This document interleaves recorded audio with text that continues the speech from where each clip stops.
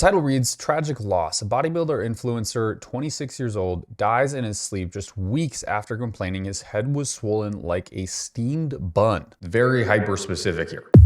Disclaimer, this video is educational and informative in nature. Do not contact anyone shown in this video. Also, this video is discussing steroids. Do not use steroids. This is entirely for educational and entertainment purposes only. We talk a lot about the tragedies of bodybuilding and how that extreme sport can absolutely nuke people's lives, not just in the sense of like the quality of their life, but also in the sense of like them living. You know, bodybuilding is a dangerous sport. Someone once said in my comment section, I thought this was really clever, that it's more dangerous than MotoGP, which is motorcycle racing at the most extreme end. If you crash even once, if you make one tiny mistake on the track, you are dead. But you don't see as many people dying in that sport as relative to bodybuilding. And that might be a little bit estranged as far as the comparison, because clearly there's far less people in MotoGP than there would be in bodybuilding. But I think it's important to say that bodybuilding has extremely big risks. And the reason we're talking about this is because a bodybuilder who was only 26 years old had passed away after expressing his own concerns about not feeling well. The title reads, Tragic Loss. A bodybuilder influencer, 26 years old, dies in his sleep just weeks after complaining his head was swollen like a steamed bun. Very hyper specific here. B, who is 26 years old, had been online discussing plans for his next bodybuilding competition on Wednesday night before he suddenly died in his sleep. And you can see the guy has a pretty damn good physique. Like, it's a good physique by most people's standards. That's exceptional. Like, that's top level shit. But in bodybuilding standards, it's nothing crazy to write home about. I mean, he's not winning a pro card with this physique. He's not an amazing, astonishing, well-accomplished bodybuilder. He's got an impressive physique though, but you can kind of see the level of use and abuse that this guy has probably had, which doesn't seem like a lot. He has a clear complexion. He doesn't look to be very aged. His skin has good texture. I mean, I would wager, my belief is that this is somebody who probably wasn't going crazy and abusing tons and tons of steroids. His friend said that going through his recent photos, they noticed that his lips appeared purple and his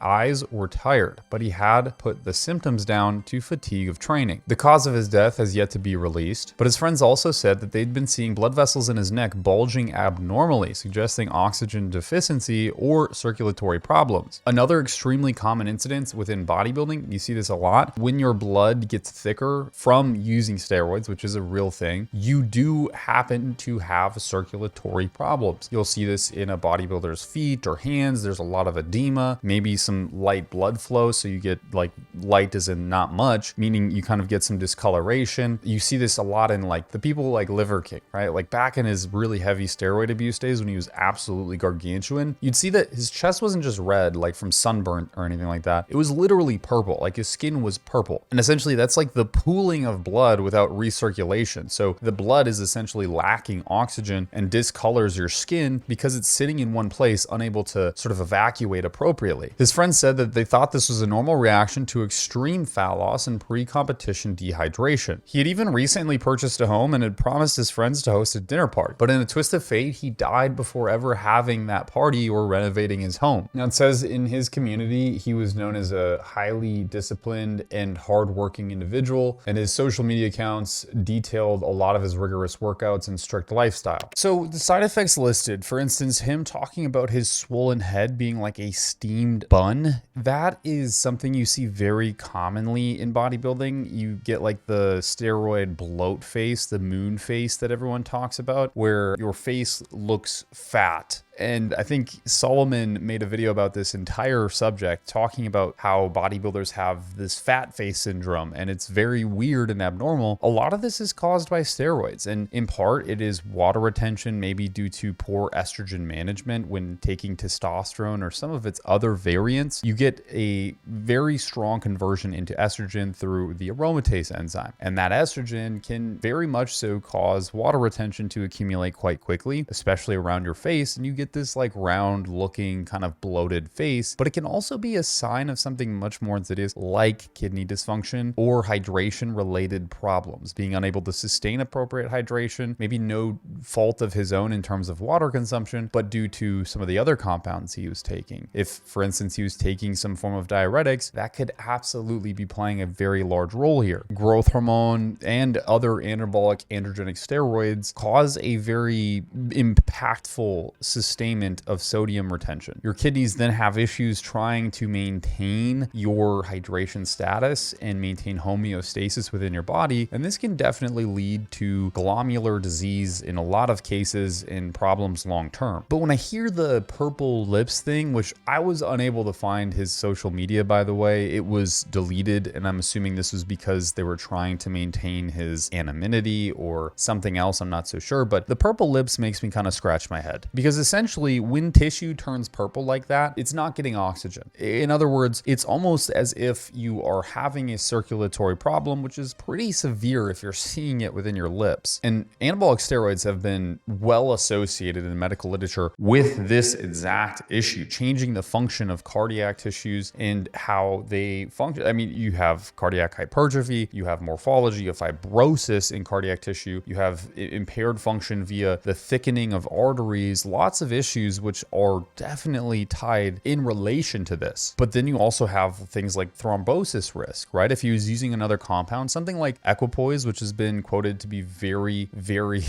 potent at stimulating red blood cell production, and it thickens your blood, causing sort of clot factors, which I think is what we're pointing to here. In my mind, that is very problematic. When you have clotting, your legs will swell, your hands will swell. You'll see this very normally. And in these kind of events, this would be so very clearly the problem if that was what was happening. You see, steroids cause erythrocytosis by changing like hemostatic norms and essentially overproducing red blood cells. And if you don't monitor this and take control of it very early on, you lead yourself down a very, very bad path. Your blood gets thick like molasses and it struggles to get pumped through the rest of your body. This is also actually how the heart remodels itself to deal with the added pressure of pushing through thicker blood through your system. Now, when people die in their sleep, especially at this age, there is a very high probability a lot of this was cardiac related in some capacity. Exactly what, it's hard to say, but typically you would see something like sudden arrhythmias causing a sudden death such as this, acute clotting, which is, I'm definitely kind of leaning towards this based off the symptomology that his friends were explaining, especially the tired look and how he was kind of super tired, had bags underneath his eyes and seemed as if he wasn't well rested. It's all very interesting and unfortunate, to be honest, but how could this happen, right? Because I said, well, his skin looks good, he looks young, he doesn't look aged, he doesn't look like he's been abusing steroids very hard if he has at all. Well, truth be told, it doesn't matter. You have a very congenital set, basically determined outcome when it relates to cardiovascular health. And some people, for instance, have a very high baseline of producing red blood cells at birth compared to the average human being. They may also be predetermined to have some kind of cardiovascular disease risk from familial traits that have been passed down to them. And a lot of the times these things go unnoticed until way later in life, like 30 plus. It doesn't become a relative feature of their life until that point. But when you take steroids, it speeds things up so fast, you simply pushing that timeline forward really quickly. And if you didn't know you had these things, you would be in a really bad situation, not even that long after having begun taking steroids. And Derek More Dates said this a couple times in his very early on videos. He had a friend that was similar to this exact instance where he started taking steroids and within a very short period of time, he passed away due to cardiac complications because he was unaware that he had some form of familial disadvantage when he had started the steroids, and the steroids exacerbated it to such a degree that he passed away, unfortunately. And this is something that you see very, very commonly within bodybuilding, but you don't hear about it. The other problem is too, it was mentioned a couple times that he was in bodybuilding competitions, that he was in a very heavy calorie deficit. Now, the body composition that we've seen on the news articles doesn't necessarily represent that, but one really important feature to mention here is that in a bodybuilding competition prep, a lot of stimulants are used, pushing your body into a very high sympathetic tone, causing potential issues with cardiac tissue. When you're in that sort of fight or flight state, your cardiac tissue is going crazy. It's pumping more blood at much higher higher heart rate, and chronically over time, that causes a lot of issues with that cardiac tissue. It's just like any other muscle. And so if you force it to beat faster, if you force it to beat harder, it's going to grow, but it also may dysfunction in part of that growing. Bodybuilders will take things like clenbuterol, T3, I mean, way more extreme stuff, and cause this state to be perpetuated day, night, day, night, day, night for months and months and months, and really not think much of it. And in most cases, they're going to be fine as long as they make sure that those stints of time in which they're doing these kinds of things are very short and not prolonged for exaggerated amounts of time. But we don't know what he was doing, and it's very likely that he may have been one of those individuals that was getting ready for a body competition prep, using lots of stimulants, using things that were enabling him to lose fat much quicker. I'm not so sure. This is kind of the conclusion that my head comes to. I think very likely what we're looking at here was probably some degree of clotting happening, or an overexcitation of cardiac tissue leading to sudden failure or arrhythmias, or something that you know, over a long enough term caused immediate death. It's very sad, to be honest, because 26, I mean, you barely even understand yourself. You barely understand life. You're just starting to